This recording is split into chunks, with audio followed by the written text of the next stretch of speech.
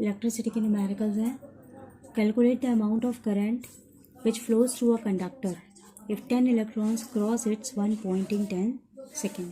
बेटा अगर ये कंडक्टर है यानी एक वायर है, ठीक है, यहाँ पर 10 इलेक्ट्रॉन जो है वो इसमें से यहाँ पर क्रॉस कर रहे हैं और उन्हें टाइम लगता है 10 सेकेंड्स का. तो कितना करंट इसमें से फ्लो हो रहा है. तो यहाँ पर हमारे पास क्या क्या दिया हुआ है, number of electrons is equals to 10 और कितने टाइम में ये फ्लो कर रहा है, 10 सेकेंड्स में. We have to find the amount of current. तो current is equals to charge per unit time. अब यहाँ पर चार्ज तो दिया नहीं है यानी Q बाई टी. तो Q का एक फॉर्मूला होता है NE. अब हम पहले Q निकालेंगे. तो नंबर ऑफ इलेक्ट्रॉन्स यहाँ कितने, 10. E का वैल्यू आप याद कर लो, ये है 1.6 into 10 to the power minus 19.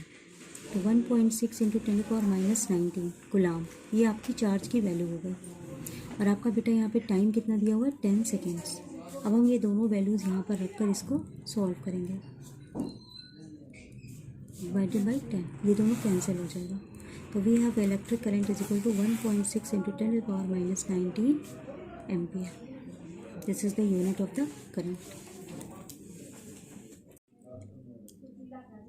Next numerical है, a dry cell can supply a charge of 300 coulomb if the current drawn from the cell is 600 milli ampere. Find the time in which cell discharge.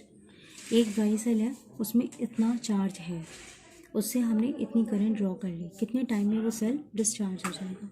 तो यहाँ पर बेटा आपका charge का value, Q का value है 300 coulomb. जितनी current हम उसमें से ड्रॉ कर रहे हैं वो है 600 मिली एम्पियर. एक बात याद रख लो कि 1 मिली एम्पियर जो होता है वो 10 to the power minus 3 ampere के इक्वल होता है.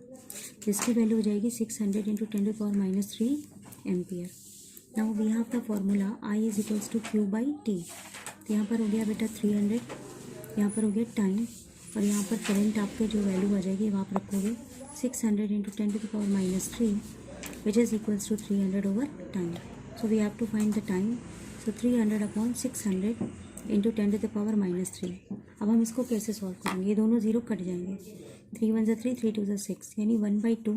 ये माइनस 3 है, ऊपर जाकर ये हो जाएगा +3 यानी ये हो गया 1000/2 यानी 500 हो गया, कट करके 500 seconds. This is our answer. Now we have the numerical. A current of 0.5 ampere is drawn by the filament of an electric bulb for 10 minutes. Find the amount of electric charge. तो सबसे पहले हम लोग इसकी analysis करेंगे. देखो बेटा ये एम्पियर लिखा है तो ये करंट है 0.5 एम्पियर फॉर 10 मिनट्स. तो टाइम यहाँ पर हो गया 10 मिनट्स. इसको हम चेंज कर लेंगे सेकेंड्स में. तो 10 इंटू 60 यानी ये हो गया 600 seconds. Now we have to find the amount of the charge. तो हमारा फॉर्मूला है I is equal to Q by T. तो I की जगह आ गया 0.5, ये Q हो गया, T की जगह हो गया 600. That means the value of Q is 0.5 into 600. ये डबल ज़ीरो हो गया, 5 6 30. एक के बाद हमें पॉइंट हटाना है यानी हमारा 300 हो गया और चार्ज का यूनिट होता है coulomb. This is your answer. If 500 coulomb of charge flows through a wire for 1 minute find the electric current. यानी फिर से अब देखो, अगर हम एनालिसिस करते हैं क्वेश्चन को, न्यूमेरिकल करने का तरीका क्या है, हम न्यूमेरिकल्स में क्या क्या डेटा होता है उसकी एनालिसिस करते हैं. तो 500 C माने कूलम, तो ये Q हो गया बेटा आपका 500 कूलम. 1 मिनट, तो ये आपका टाइम हो गया 1 मिनट. टाइम को हमेशा हम सेकेंड्स में लेते हैं, तो 1 इंटू 60 सेकेंड हो गया. तो आपका टाइम क्या आ जाएगा, 60 सेकेंड. अब आपके बाद इसका फॉर्मूला क्या है, फॉर्मूला आप याद कर लो. Current is equal to charge upon time. तो चार्ज का वैल्यू कितना है 500, टाइम का वैल्यू कितना है 60. We have to divide it now.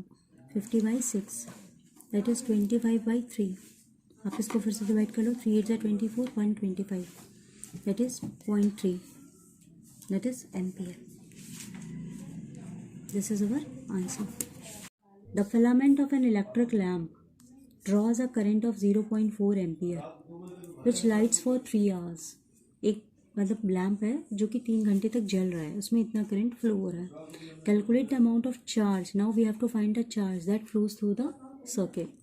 That means here current is given which is 0.4 ampere and time is given that is 4 hours. हमने आपको बताया था टाइम को आपको सेकेंड्स में चेंज करना होगा, दैट इज़ 4 इंटू मिनट का 60 और ये सेकेंड्स का 60. Clear? Now we have to find the charge. Clear?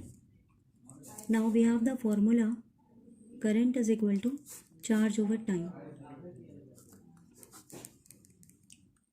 और करंट का वैल्यू हो गया 0.4, चार्ज हमें निकालना है, टाइम का वैल्यू हो गया 4 इंटू 60. नाउ क्यू का वैल्यू हो गया 0.4 into 4 into 60 into 60. Now we have to multiply 4 4 जा 16 इंटू 6 6 जा 3600. नाउ व्हेन वी मल्टीप्लाई 00 16 6 जा 96, 9 16 3 जा 48 and 9, that means 57. Now we have to cut this, so we have 5760.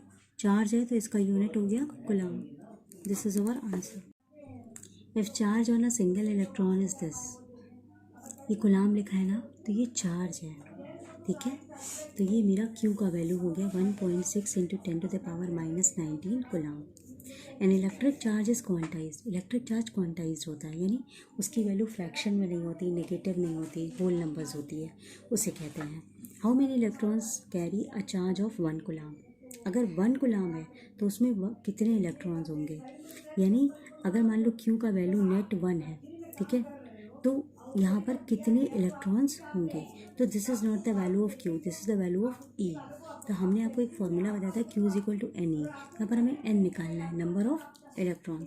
तो number of electrons is equals to Q by e, that is 1.6 into 10 to the power -19 is equals to